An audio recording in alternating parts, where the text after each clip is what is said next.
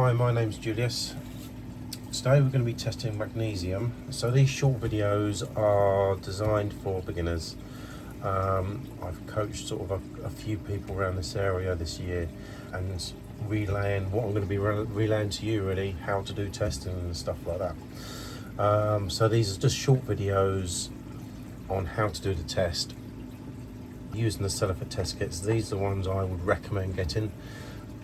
Don't go out and buy these cheapy dip-in test kits and they give multiple readings. They are no good. These Salifert test kits, as I say, they're reasonably cheap. Then you can buy high-end test kits, but you know, most hobbyists use these and they're perfectly fine. I've been using them for years. So test at magnesium. Start off, get some tank water. You want to make sure your syringe, you'll need 2 mils of tank water. Make sure your syringe is just under, or just over, sorry, the 2 there. So yeah, let's get that in there.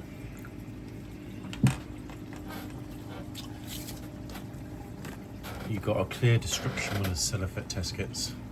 So we're just putting out 2 mils of water.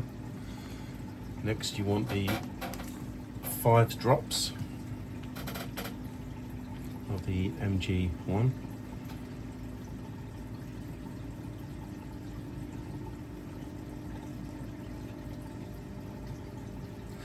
That's that. That will change the colour. And now we're going to go for the MG2. Now when you're doing this, just make sure you plunge it back down, get the air out, and then take it up. Now you want to go again with the plungers, the same as I explained to you just here. You want to make sure the plungers just sitting on that 1 mil mark, not under it, but that the bottom of the plunger sits on that 1 mil mark. Don't worry about the air gap in here.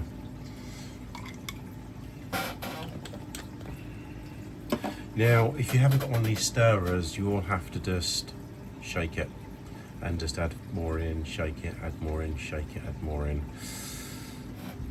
But you can pick these up dirt cheap on Amazon and they're really, well, you can see for yourself, they're worth getting.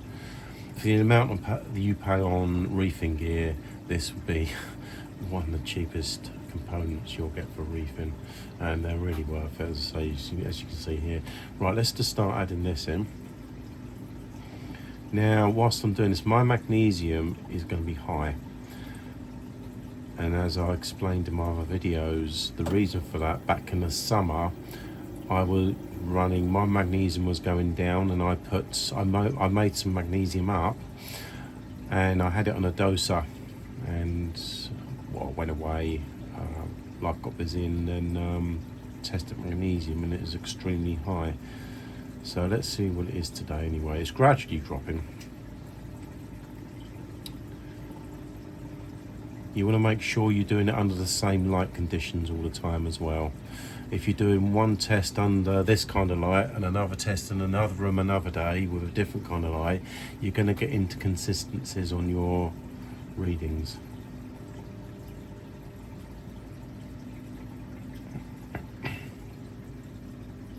I knew this would take all the reagent up, to be honest. So that my magnesium is still extremely high. Now you won't have to do this, so ignore this step here, but I want to see how high my magnesium is. So I'm just going to fill it up to 10, but again, like I just said just now, you won't have to do this step here because you would have changed from this color to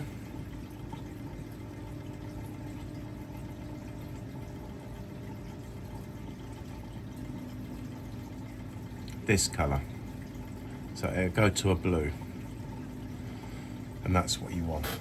Because my magnesium's high, I've had to reuse all that reagent and a little bit more to get it to that.